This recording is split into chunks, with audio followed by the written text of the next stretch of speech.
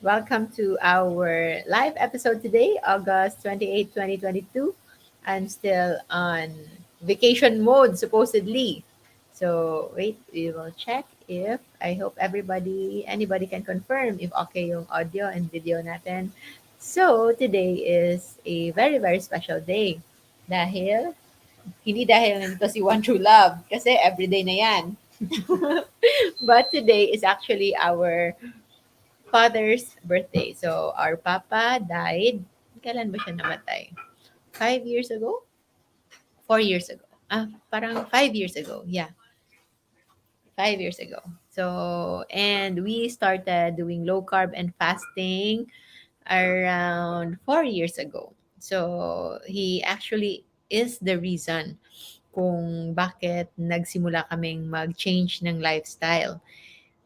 He was diabetic ever since I can remember. So I think by the age of 35 years old, meron na siyang diabetes, metformin, glyburide, glimepiride, glucophage, ano pa yung mga gamot niya?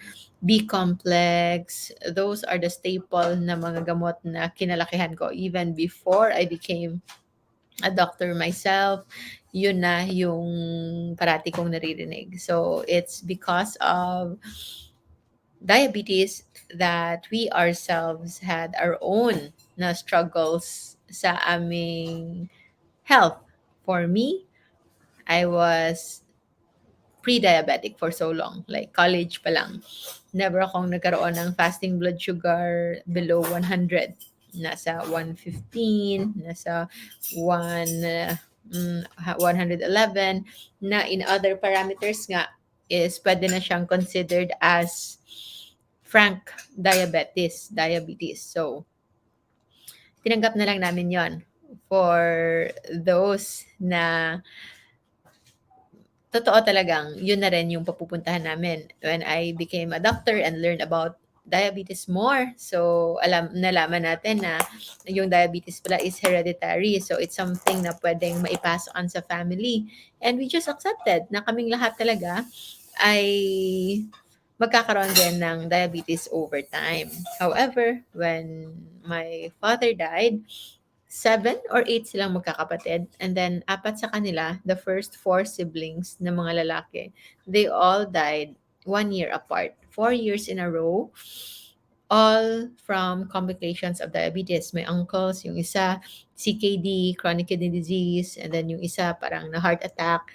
And then my dad and my other uncle, both yung liver naman nila yung inatake. So, when we accepted that faith, hindi na kami nag-iba ng aming pagkain.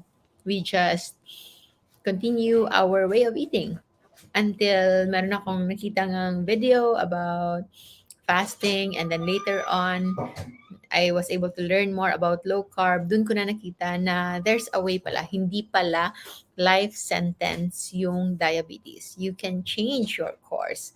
Pwedeng ma-change na from frank diabetes or from pre-diabetic ay pwedeng maging normal lahat.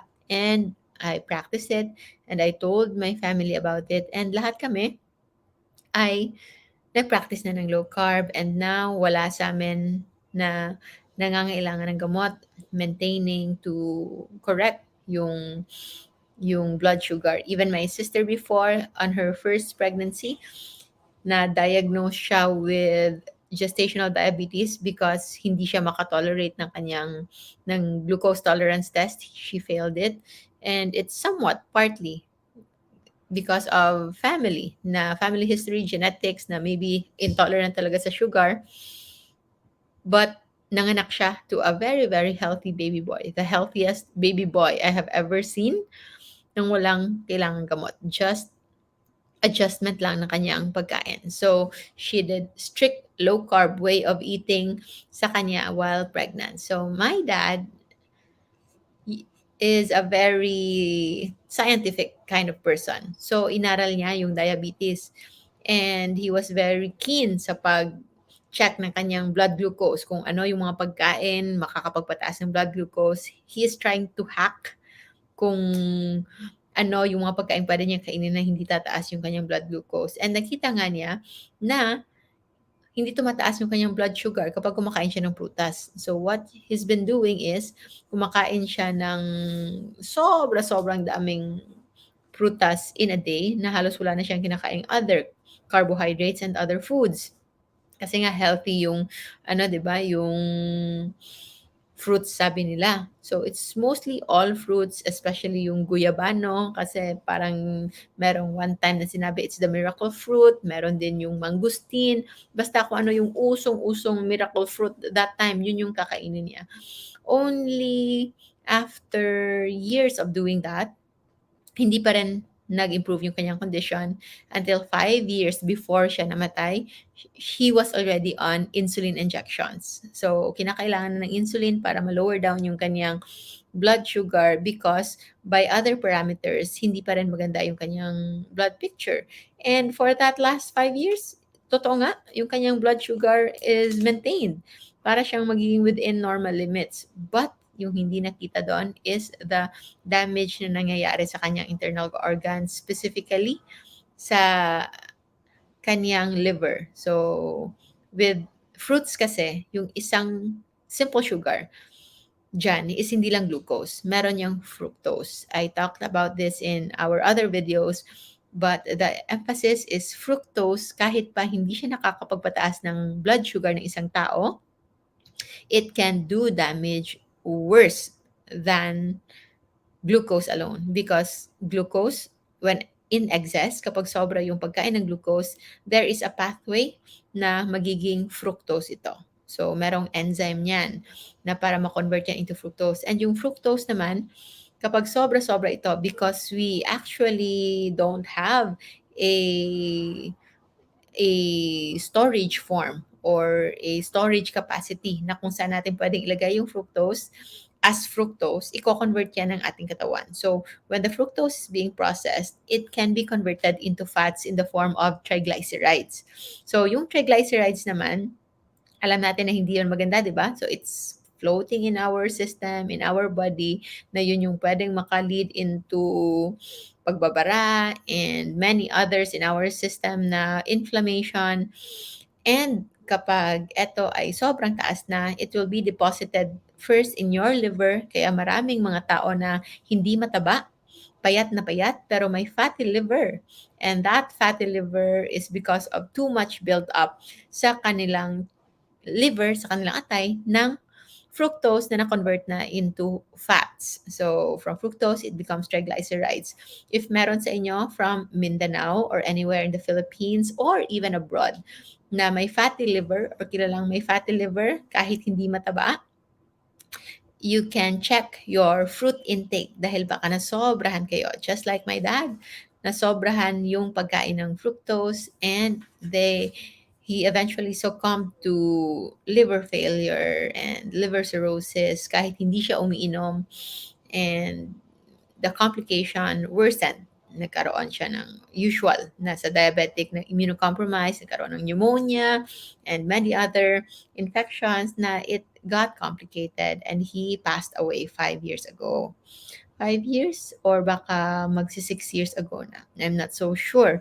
But today is his birthday and we still want to say thank you sa kanyang binigay na wisdom sa amin. And as he was always saying before when he was alive, na hindi man daw sobrang ideal yung kanyang pamumuhay before, but we can still learn something from him, including the things he wrongly did. Kung meron siyang mga nagawa na hindi kaaya-aya, we can benefit still from that by learning from that experience. And health-wise, among many others, since it's a health topic, health and wellness talk, so you will focus on the health topic.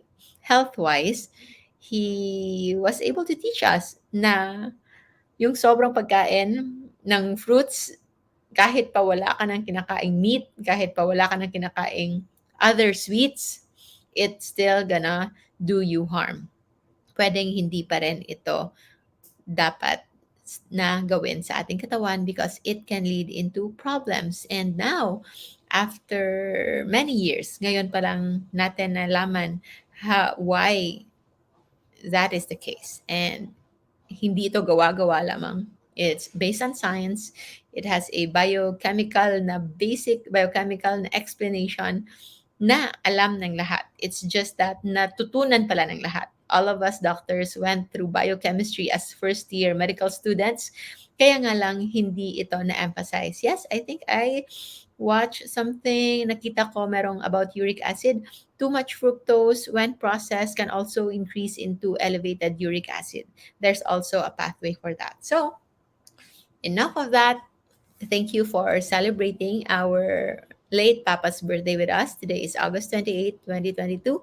Yun yung pinaka-background why we eventually challenge ourselves to have a lifestyle that is totally different sa kung ano yung kasanayan namin. And what we realized is yung mga lifestyle diseases and familial diseases, aside from genetics talaga na mga diseases. So yung dalawang pinaka most common would be diabetes and hypertension. So yung dalawang sakit na yon considered as familial na mga sakit, and sabi natin mapapass on sa family. We realize na it's familial because families eat the same things. Pareho yung kinakain, pareho ng uri ng pagkain na kinakain, and the same reason why pareho din sila ng mga sakit. So it's not actually so much about genetics, but there is a bigger influence which is on the plate, nasa plato, nasa hapagkainan. It's the food that we are eating. So yes, it's the extra rice, it's the extra bread, and it's the excessive fruit intake that can be the cause why so many families share the same medical problems and condition. So, good day everyone. Maraming salamat. And for those, kasi yung 12 noon natin schedule is usually our 12 noon live Q&A sa aming LCF Masterclass group. But since today is a special day, we've decided to open this up to the public kung meron kayong mga questions so that we can answer. But again, we will prioritize yung ating mga enrollees. And this question, hello po, Doktora. Enrollee po ako. Can you read, Lab? Si Lab kasi yung tigbasa sa amin. Sige, hello po, Doktora. New enrollee po ako noong Friday. Pwede po ba ako simulan mag-low carb ngayon, Doktora? Pag-guide po yung unang kakainin ko at iinumin ko. Kasi kapag nag-clean low carb po ako, nanghina at nahilo po ako. Okay. So, Yeah, thank just- you. Thank you so much, ma'am, sa pag-join po for enrolling recently. So, I hope you were able to watch na the 14-day video at least. So, yung 14-day video, yung 1 week nun is about low carb, and the other week is about fasting. But since it's already a pre-recorded video, pwede mo actually siyang panoorin. Like series, pwede mo siyang matapos in a day kasi 20 minutes lang per video. So, math lab, 14 videos times 20 minutes. 28 to 80 minutes. 280 minutes divided by 60 hours. 4 hours. Almost So, 5 hours. So nasa 4 to 5 hours lang kung dire-diretso mo siyang panoorin. You can already watch it. So, pwede kang mag-low carb. Hindi kailangang mag-fasting muna if you are still starting. So, yes, anytime, pwede ka na mag-low carb kahit wala kang kailangan preparation, except for, I think you know that in day 13 or 14, the importance of electrolytes. So, electrolytes, sodium, potassium, magnesium, at kung ano-ano pa. But the most important when you are starting is just the sodium. So, asin lang. When you are still starting low carb, you make sure na enough or adequate yung inyong salt intake, because enough and adequate salt intake will also secure your other electrolytes. So para siyang pang lock-in, panigurado. Because if you already have imbalance sa salt niyo sa katawan, then it's very, very easy to also have imbalance sa potassium, sa magnesium, sa calcium, at marami pang iba. And those are somewhat mas mahirap or mas challenging na i-manage as compared na sa simula pa lang ay i-address mo na. So prevention, you can increase your salt intake as compared to your usual salt intake because when you start low carb, your insulin will go down at kapag mababa yung insulin mo sa katawan, yung capacity to retain salt and water is less. So you're always flushing it out. That's why yung unang part ng paglo-low carb and pagpa-fasting, grabe yung water loss, water weight na nawawala. And because of that, kasi wala na ngang insulin that acts like a sponge. They act on the glycogen store. So kaya yung mga muscles biglang nang parang nag-shrink. Naramdaman mo yan, no? When you shifted from regular way of eating and then low carb na parang yung mga muscles na pinaghirapan mo ay nawala. So, others, especially the bodybuilders, they are quite afraid na baka lumiit yung muscles nila. But it's actually just the water and the bulk of that muscle, although maganda that they work for it, but a lot of that bulk is just water. And the moment na kung gusto talaga nilang makita kung ano talaga yung lean body mass dyan, yung lean protein component dyan, if they do the low carb, liliit yan. Liliit talaga yan. But what will retain is really the lean body mass na hindi na water lang. Okay? So, pwede. And it's because noon, when you do clean low carb before, but not with enough electrolytes, especially salt, manghihina ka talaga at manghihilo ka. So, it's not about doing just low carb, but it's the right kind of low carb na merong enough amount of electrolytes and nutrients. That's why kung nagwa one video a day ka lang, then I hope you can double time kasi pwede mo na panoorin lahat ng videos. Pwede mo na siyang i-binge watch, especially ngayong Sunday. Kahit ano lang muna, kahit fast lang. And then since it's already there, pwede mo siyang panoorin. I know a lot of enrollees na parang 5 or 10 times nila napanood yung videos. So they keep being surprised. Kasi syempre, it's something new. Mm. And para mas mabilis matuto. And At then maintindihan. may incorporate mo talaga siya at kapag alam mo na, kahit sino pang magtanong sa inyo, you can answer well. And like this, alam mo na kung ano yung dapat gawin. So, I hope you can do so and watch the full videos para malaman mo on how to go about it at kung ano yung kailangan yung gawin at para ma-avoid niyo yung usual na ano na yon na mga side effects. Okay? So, tingin muna tayo kung meron mga enrollees dito. Just emphasize, write na lang in the comments kung kayo po ay naka-enroll so that we can prioritize you while wala pa naman. So, kapag may fatty liver, best food na maganda kainin, I think meron tayong video. Just search Dr. Rojo fatty liver. Yan, lalabas yung videos about that.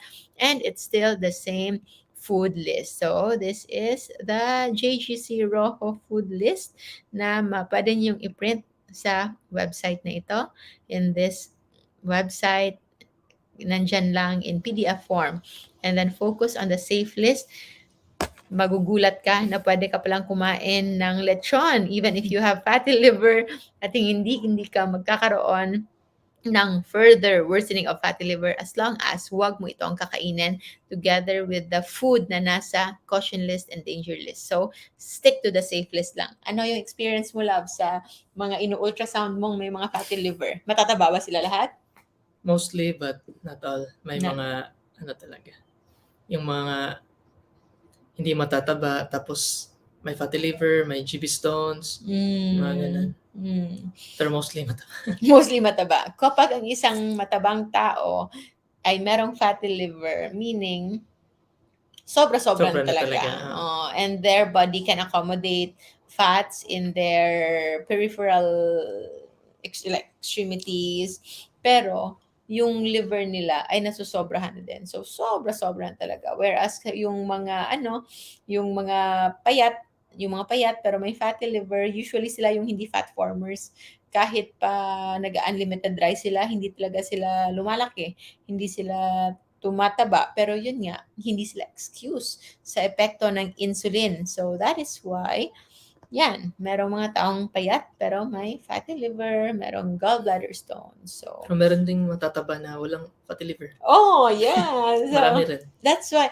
Kasi actually, on my practice, what I noticed, mas mauuna munang tumaba yung peripheral side before the internal organ. So, that's why parang buffer yung mga person na tumataba kapag nasobrahan ng pagkain, especially high carb food, it's a buffer for them that they can still accommodate extra na mga sobrang pagkain. And the moment na ito ay nasa liver na, inatake na yung liver, then it's really too much. Na-reach na yung point, threshold ng maximum capacity, kumbaga, ng kanilang katawan to form fats. And Filipinos, Asians in general, mas maliit yung threshold natin for fat development because our countries are mostly in tropical countries or medyo mainit, or our build is small by genetics. So wala tayong genetic na predisposition to accommodate fats as storage form as compared to like mga Caucasians, na they have very, very big allowance in accommodating fats. So, yon. For those who want to be part of our masterclass, i-message nyo lang yung mga admins natin. They are there. Also, that's my admin, Dr. Rojo Tan, admins. So, those are the numbers in case you want to ask about our masterclass, in case you want to join, or if you want to go and have our meet and greet in Cebu in September 8th, or join our National Low Carb Day and our intimate dinner. Just message nyo lang yung mga admins na yan. So, check natin if there's still questions from our masterclass enrollees, which we will prioritize muna. Yan. Good afternoon, Doc Grace. I have finished the 14 days masterclass. I followed the electrolytes formula. I've been okay, but lately nahilo ako pag nakahiga. Okay. So, wala ka naman pong iniinom na gamot for hypertension kasi kapag nakahiga, usually, kapag nakahiga ka, hindi ka na mahilo. Di ba? It's usually, or is it because ang common nito is from higa, diretso tayo. Yun. That's a common. That is called postural hypotension. Ano nga yun? Something, hypertension na parati kong kinikwento din yan. So, something about positioning na because your blood flow is embedded in your lower extremities or nakahiga ka. So, the moment na tumayo ka bigla-bigla, hindi pa nakaangat yung blood flow mo, your blood pressure is low, na hindi pa siya pumasok sa yung ulo, sa yung brain. So, that's why meron niyang part na nahihilo ka. It will take time bago umakyat yung blood flow to your brain and recover. So, kung position na lang, you just don't change position abruptly. So, slowly. So, from lying down, pwedeng umupo muna bago tumayo bigla-bigla. And yung pagkakaroon ng ganito, which is hypotension or pagbaba ng blood pressure, it's not something bad. It's actually good. Kasi bumababa yung blood pressure mo. Our body can be okay even if the little effort na lang ng ating puso. Di ba? Because our heart is the one talaga na mapapagod if we need a high blood pressure. And lowering of blood pressure towards normal is one of the most expected and happy outcome of doing low carb. Bumababa yung blood sugar, bumababa yung blood pressure. If it's very, very low talaga, if it's nahihilo, pwede mo ipacheck yung blood pressure mo. If it's below 90/60 or 80/50, baka sobrang baba na yan. Maybe you need more salt to increase your blood volume. Or, yung iba din, para sa faster return of blood towards your heart, is mas maganda if you have more muscle strength or muscle bulk sa iyong lower extremities. So, exercise is good. So, I'm glad na okay ka na sa iyong pakiramdam and medyo sanay ka na mag-low carb. So, it's time to add a little more sa inyong steps sa kung ano yung gagawin nyo. And that is incorporation of fitness, exercise. So, exercise can improve blood pressure, can improve the regulation of your blood sa iyong katawan, and hopefully it will have a better na circulation to your brain na hindi ka na may hilo. Other causes, as ENT, meron din yung vertigo. So even if nakahiga ka lang, kasi supposedly if you're not moving, hindi ka mahihilo. But if you feel like even if nakahiga ka lang, nahihilo ka, or the world is spinning, then that is a sign of vertigo. Then I suggest you go to your nearest ENT doctors para makita, because there are many other vertigos din. May peripheral, may central vertigo, at mas maganda makita yan. But I hope your electrolyte is good, and also you're eating clean, low carb, hindi yung inflammatory low carb na nasa caution list.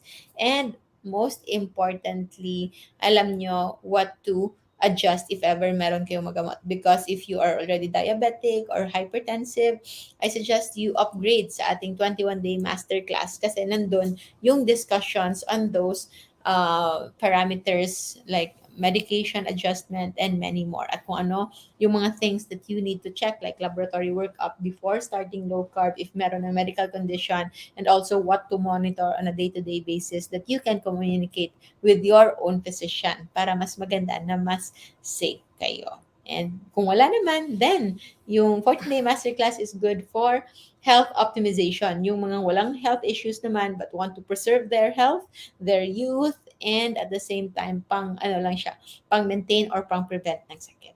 Okay? Thank you so much for all the Orthostatic good. pala yun. Buti na lang. Orthostatic hypotension. Yan. Layo na kasi natin dyan, no? Nakalimutan ko rin. So, yan. Tingnan natin if meron pang masterclass enrollees na may tanong, na may question. Yung sa National Low Carb Day, we have a National Low Carb Day PH page. So, Sa search nyo lang. Sa Facebook, search nyo lang yan, and our admins will help you with the registration. Okay? Mas maganda if you can register ahead. At saka para sa sa mga partners or who wants to partner with the National Low Carb Day, message nyo lang din yung mga admin para maging part kayo. If you have Sponsorships. if you have something that you believe in na product na you think best with low carb, like ako, I believe in medical insurance. Sabihan ko yon yung agent na nagbenta sa akin para yun yung gift ko sa kanya. Kung gusto niyang maging part ng National Low Carb Day, mag-set up siya ng booth doon. Kasi sobrang ganda talaga. And yung isang insurance na yun lang yung insurance na sila kahit sa 65 years old na. So, Kasi usually pag matanda na. matanda na, wala na yung parang iba na, annual lang na wala na siyang investment type. Siya, meron pa rin siya yung investment type. Kasi, and it's perfect for me, for low carbers, kasi alam ko, mabubuhay tayo ng matagal. Especially sa mga seniors na mga mga naka-low carb na sobrang healthy na ngayon. Sobrang ganda talaga. And it's, para siyang walang anything na risk for you, because it will serve as your medical insurance, and at the same time, siya din, investment din siya if ever you will live longer. Sobrang ganda talaga. So, no, hindi ako mag-mention kung anong brand, anong product yon, anong insurance yon. Marami naman yan. Actually, kahit ang point is, it's really good. It's a good investment. So, yan, if you know anyone na you think best to partner with us sa National Low Carb Day, then you are more than welcome to share. So, maraming salamat din po for the greetings, for your greetings, because today nga ay birthday ng papa namin. My papa is Alberto. Joke mo, Rojo. Mali. Thank you, love. So, yan. Kumain na ba tayo? Hindi pa tayo kumain, no? So, it's 12:30. Kagabi, anong oras yung dinner natin? Late? We went home mga 8. 6 pala. 6 pala kumain na tayo nun. 6, and then natapos mga before 8. Mga before 8. Matagal kasi yung usapan. Oo. Pero yung bulk ng kinain natin, mga 7 siguro. Ano na yun. Oo, kasi chika na lang pagkain. So, at least, lagay natin 8, 12. So, 16 hours? 16 hours na. At least naka 16 hours tayo. Yan, yung maraming gusto mag-encourage ng mga office mates. Yun din yung napag-usapan natin, di ba? Yung mga family members na gusto nating i-influence, yung mga office mates natin na wants to be healthier. Kaya lang hindi naniniwala. May experience ka din dyan, Love. Syempre, yung mga kasama ko noon. Yung iba, naniniwala sila, pero hindi nila ginagawa. Yung ganun. They believe in the theory or na pwede talaga siya, pero hindi nila ginagawa. Yung ganun. Yung ganun. Parang wala kasi Walang wala- bearings, wala wala pa pang- silang need. parang Walang walang need. ganun. Yun yung so iba-iba, it will really not be up to us. Like sabi ni Lori Lee, can you read, love? I really want to encourage my office mates po as I have followed you a bit po. Thanks so much po because I almost attained my ideal weight. So ask ko lang po, how will I help them too because they have health complaints. Again, yan yung isa. You cannot help someone who doesn't want to help themselves. But what you can do is plant a seed. So you just continue what you do. You show them your results and you also become consistent. The problem lang is ikaw mismo, kung hindi ka consistent, wala maniniwala sa'yo. And for me, kahit pa merong during the start, there's a lot of struggle. But I think what makes it effective, especially like ako kasi, I will not convince anyone talaga. So, but I was able to convince my family. And I know if I can convince my family, I can convince anyone else dahil sobrang skeptical ng mga yan. Sobrang dami yung itatanong at daming mga kung ano-ano. Parang buong buhay namin, we have to really engage in a lot of discussions kasi maraming we really share a lot of ideas. So if I can convince them, then I know it's very easy to convince anyone kasi pinalaki nga kami na maging skeptical sa lahat ng bagay. And I think other than scientific arguments is what convinced them is seeing me being consistent. So the consistency. So if you want, merong construction dito ang ginagawa. So if you want to inspire someone and gusto nyo siyang i-influence, kasi mahirap talaga to totally change someone right away. But you can influence them. And if you are someone that they look up to and you are also very consistent, then that is the best that you can do. You become the example and live it yourself. You stick to it. It is a very good na something to do. It's part of that virtuous cycle. Kasi when you do consistently, it's helping you. And at the same time, it will also encourage others. And then the moment na na-encourage yung others, all the more na mas gaganahan ka to stick to that healthy lifestyle. So it is a virtuous cycle. Yun yung gusto natin. Virtuous cycle and not the vicious cycle. And in other things that you can add, you can share them. Yun yung na-decide ata ng brother ko na kahit yung mga group chat niya from elementary, from high school, bahala kayo. Isisend ko na sa inyo. Kasi hindi nga kami nagpo-post, di ba? Especially yung sabi ni Ninong T kahapon na ang prophet daw ay hindi pinaniniwalaan sa kanyang sariling bayan. Like, he wants to encourage his family members na mag-low carb at fasting.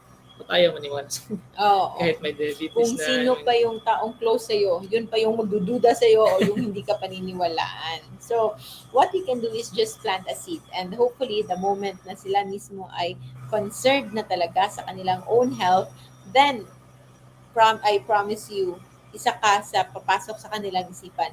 Maybe after they've tried so many other things and if they fail on other things, but kapag wala na talaga, the moment that you keep on exposing yourself to that kind, wala silang magagawa. They will just reach out to you. At alam yan ng karamihan.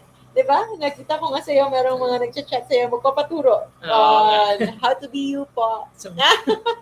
Hindi, yung mga ganun. So, low carb lang. So, what you can do, share the video, and also if you can share the page mismo so that you can reach as many people as possible, that can help with our advocacy. And most importantly, hindi mo alam kung sino yung matatamaan na pwede niyong matulungan. Okay? So, we have another. Yan po pala. Good day, I'm Dr. and enrollee po. Ask ko lang kung ang esomeprazole ay makaka-break ng fast. May gastritis pa kasi ako. Okay. So, esomeprazole should be taken on an empty stomach.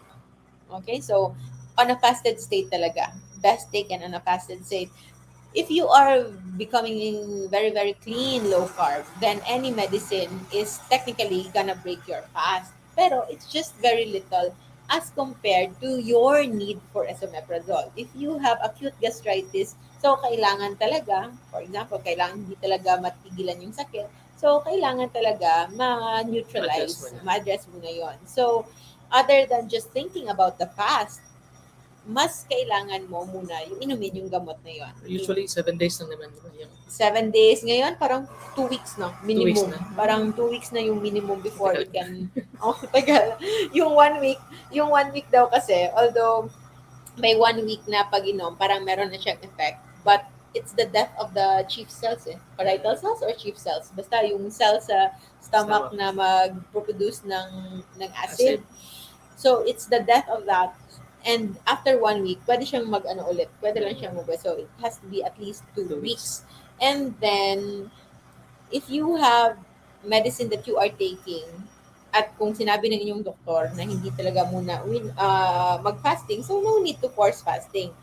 Just focus on low-carb food. So, priority muna, low-carb way of eating, okay? And then, gastritis, we've discussed this many times, you will be surprised na it's not just about your food intake. Kailangan talaga ma-manage ito. It's the inflammation, and inflammation coming from majority 2 things. Wrong food, inflammatory food, and stress. So, kamusta ang stress level mo sa buhay?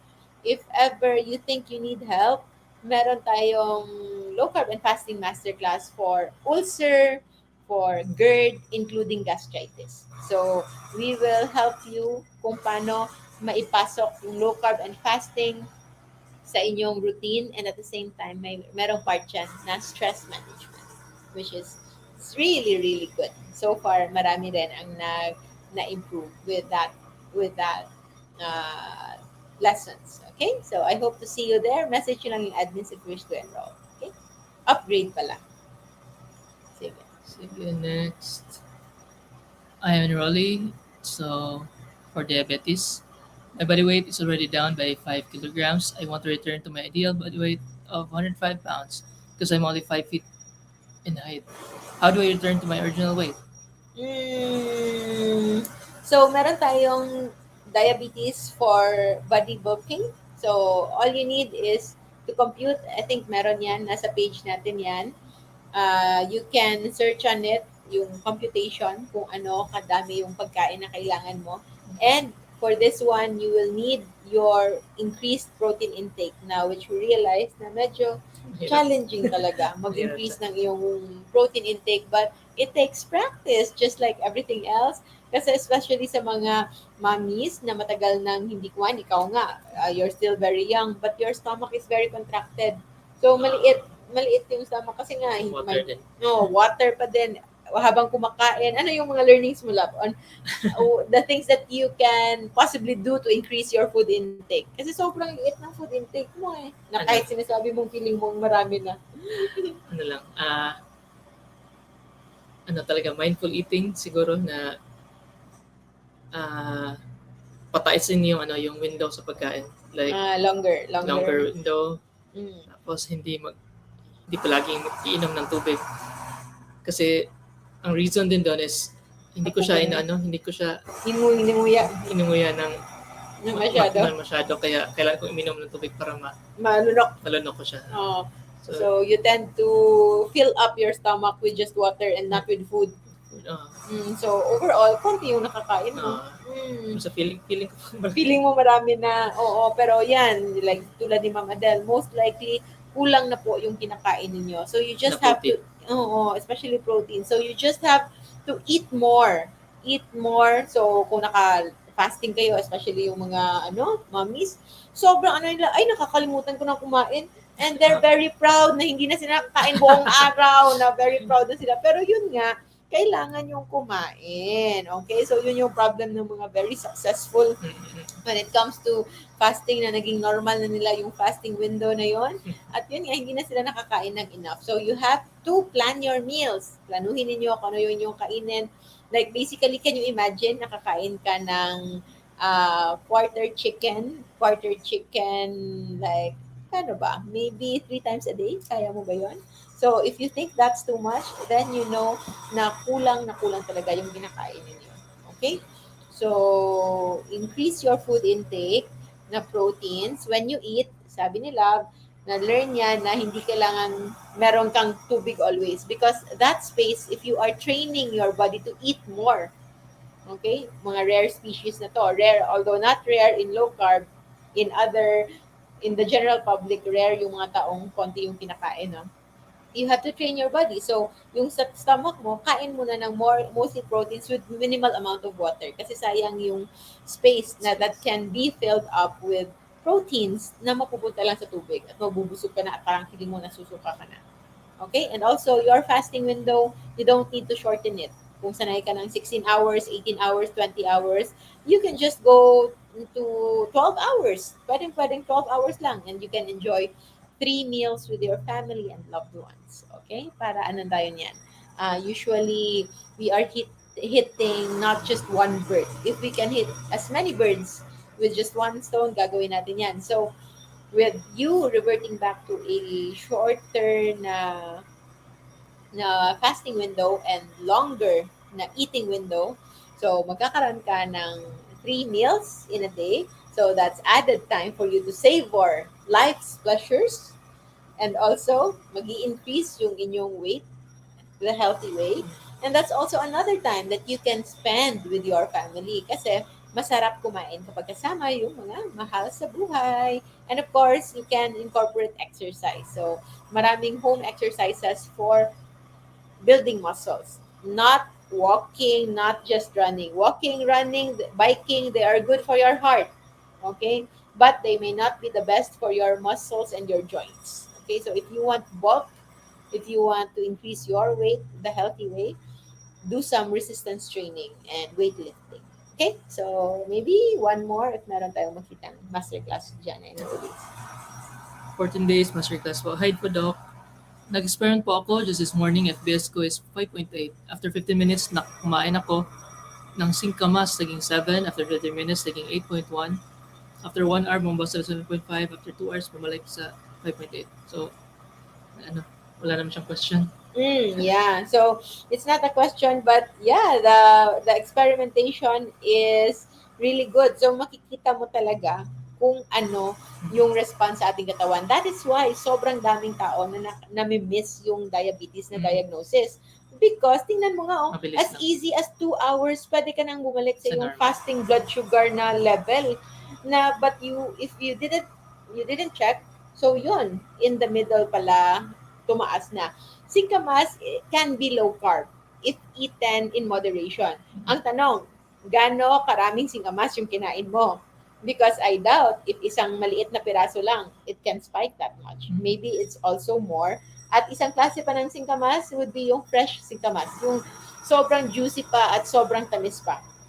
So that one will also have, even if it's a little low carb, but it still have more low carb than, it still has more carbohydrates as compared sa singkamas na hindi na newly harvested. Taga-probinsya kasi ako, kaya alam ko kung ano yung singkamas na fresh at hindi fresh at mas less ang carbohydrate na hindi na fresh. Sige, tala. New enrollee po ako, doktora. Breastfeeding po ako. Pwede po ba tanggalin agad ang kanin ngayon araw na to? High carb po ako kanina. Gusto ko na po simulan. Yeah, why not? So just make sure and be prepared on your mindset na for the next 16 to 18 hours, you will be craving for sugar, you will be craving for carbs, you will be craving for rice. Okay? So pwede yan. Basta you have to stick to it. Stay on the safe list talaga.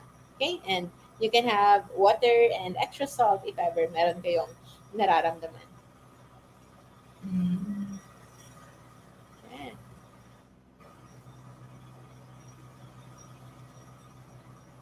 If meron akong nabasa lang na meron na nagkaroon ng peptic ulcer on intermittent fasting, question, ano yung kinakain nyo? Intermittent fasting lang ba without low carb? Because that is a common phenomenon. Intermittent fasting alone without proper food intake. If you break your fast with tinapay, with other carbohydrate-rich food, then it's not surprising na pwedeng magkaroon ng ulcer while doing intermittent fasting. Although intermittent fasting can actually help sa mga taong merong ulcer. But if you are eating inflammatory foods, high carb foods, during your eating window and kayo ay nagpapaka-victim din ng stress, then ulcer is a very, very likely possibility. So, yan. I think we can get, saan pa? This one? Okay. Last siguro yan. Okay? Ito rin si Ma'am Gina rin natin. Same, Same. same. So, gano'n po karaming asin tuwing ininom ako ng tubig. Kasi po nag-clean low carb po ako, tapos isang kurot na asin lagay ko po sa dila ko, tapos inom agad tubig. Pero nanghina pa rin po ako, kaya sumali po ako sa masterclass. Sino po pwedeng kontakin sa admin po anytime kung may katanungan? Okay, so you can actually also just ask in our communities, kaganyan. So, sa asin naman, we can take as much as 2 teaspoons in a day. So, if hindi pa nakapasok sa 2 teaspoons, that's the bare minimum. You can still have as much. So, I don't think you've ever tried up to 5 times a pinch of salt, the salt fix na try mo because others actually are quite afraid. So, try nyo lang muna yan. And also, hindi rin ganon karami yung water. Just enough lang na malunok ninyo. Kasi if you're taking so much water, parang madidilute din. And too much water can also lead into electrolyte imbalance. Kasi nga, when you pee, kapag ihi ka, nawawala yan, hindi lang tubig, but including electrolyte. So, if you are consuming more water than the needed electrolytes sa formation of urine, of ihi, then pwede kang manghina pa rin because you will be on deficit, negative salt balance. So ito lang, masterclass enrollee here, celebrating with you and your family, Doc. Can thyroid issues interfere with weight loss? Yes, very much. Hypothyroidism is a slowed metabolism na case, but it can be helped by low carb. Yun lang yung maganda. Okay? If you want to upgrade, if ever you're just on 14-day masterclass, I hope you can upgrade sa ating autoimmune disease masterclass and under siya ng asthma, allergies, and autoimmune disease masterclass. It's under the inflammation masterclass. You can learn more on how to address for those with thyroid issues. Okay? Ito lang. New enrollee, nagpala po ako yesterday and for the first time in 4 years of not eating pork and beef with cholesterol meds pa. After low carb po lang po, nag-normalize ang triglycerides and LDL ko. Thank you po. Ask ko lang po din po if less talaga ang bawal quantity during low carb. Yes, very, very yes. Congratulations first na na-enjoy mo na ang pork and beef yet at the same time, normal yung Normal. inyong triglycerides. Picture tayo nito. Nakalimutan ko na tuloy picture kaya sobra kasi kung makachika eh. So, ito na lang. Smile, love. Yan. So, congratulations po. And yes, normal happening yan. Yung less na bawal quantity. If you have a routine, pwedeng every morning pa din. Pero the quantity talaga is less na. Why? Because actually, for the first time, you are not eating so much garbage. No, lahat ng kinakain nyo, halos lahat ng kinakain natin, especially if it's mostly meat, proteins, fats, na-absorb ng ating katawan. So, the residue is less. So, konti na lang. So, yun nga, yung iba, medyo constipated. And you just don't need to force it. Huwag pwersahin. Just wait until ready na siyang lumabas. At dapat lang, palabasin mo siya kung ready na siyang lumabas para huwag siyang magtampo. Okay? So, yun, it's expected. And if you wish to learn more about obstipation or constipation, meron akong video about that. So, search mo lang, constipation in low carb, Dr. Rojo. Nandiyan mo yun. So, I think we can get one last question before we end today's episode.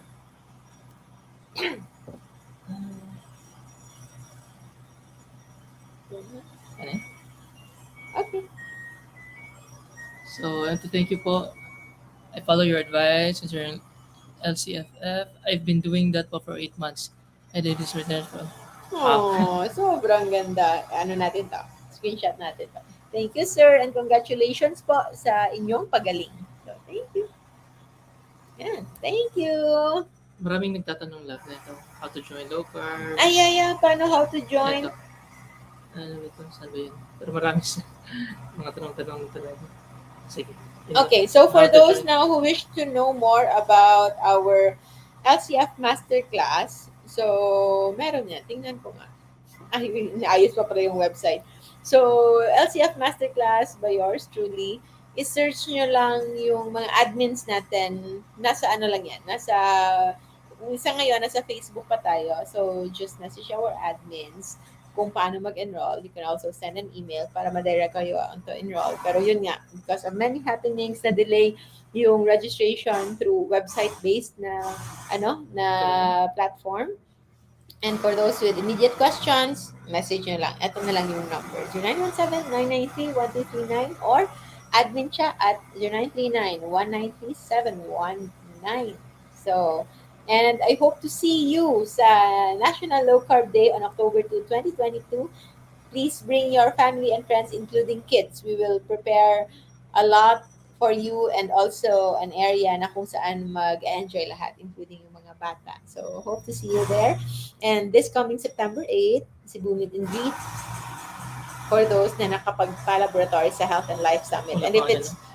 Wala pang venue. Wala pang venue. And the venue will be, may venue pero it will be given to the enrollees only, to the participants only. So it's going to be a very private na meet and greet. But if it's not convenient for you to go to Cebu, we will open the up close and personal dinner with yours truly after the National Low Carb Day on October 2, 2022. We will only limit it to, I think, around 10 lang yung maximum na pwedeng accommodate for this one. If you wish to be a part of that up close and personal, message nyo lang yung admins natin. Okay? And yes, our food list, JGC Rojo food list, and you can get it from this website. So, tingnan natin. Nasaan yung website na yan? I check natin.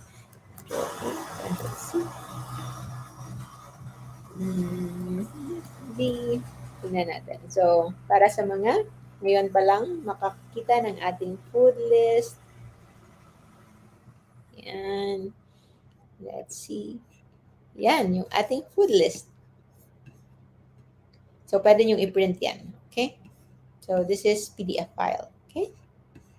So, always stick to the safe list para sa mga gustong visual yung kanilang nakikita.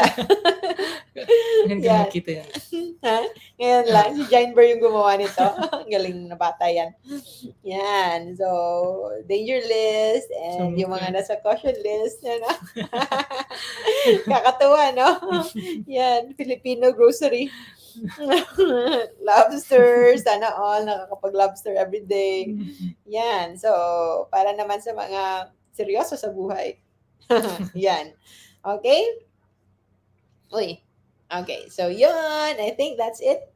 Maraming salamat. Today is Papa's birthday na hindi na nakilala ni Love. Hindi ko na nakilala yun. Hindi na kilala. Kwento na lang. So, it's his birthday. So, happy birthday, Papa. And thank you for everything that you are and still are sa buhay namin. So, maraming salamat. Thank you for the learnings and thank you for being part. You is watching right now. Thank you for being our family. You are now part of my identity as having an extended family every time we are doing this health na awareness advocacy. So thank you so much. I hope you will enjoy your Sunday and you will choose to stay low carb all the time because yun nga, dapat talaga we take care of our health. Okay? Yun yung bilin sa atin ng papa ko na pangalagaan natin yung ating sarili. And we live not just for ourselves but for the people we love. So, wait lang. Picture muna tayo, love. Can you do like that? Para smile. Yan. Thank you so much. Yan lang. Stay low carb. Stay safe. Bye. Thank you.